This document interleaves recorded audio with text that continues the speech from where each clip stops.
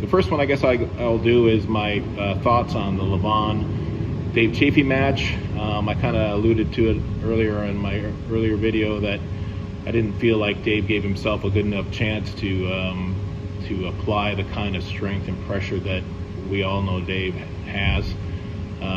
When I look at Levan, I see a monstrous guy, very tall, thick, big hand, big wrist, maybe not quite the size of someone like Cleve Dean, but definitely somebody that I would approach and think to myself, this isn't the kind of guy that I want to try to attempt to take his wrist and top roll. And that's what I saw with Dave on his first match. Dave is really known for his incredible side pressure with a kind of a flat hand. So yeah, no, Dave isn't a hooker by any means. He doesn't go wrist to wrist and use his back and lat to drag on people's bicep. He pulls kind of sideways without really top rolling them. But attempting that, grabbing Levan's hand the way he did, makes his hand and wrist very susceptible for being turned up, right, or compromised. I think an easier approach or a better approach would have been, if I was Dave, would have been to try to grab Levan a little bit lower and negate the hand and try to get on his arm so he can apply and knock him off center with that side pressure.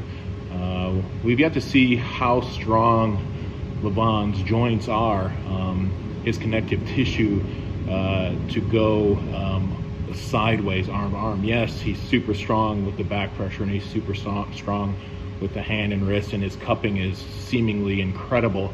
But I would just have loved to see if his arm could have held up to the kind of side pressure I know Dave Chaffee can apply if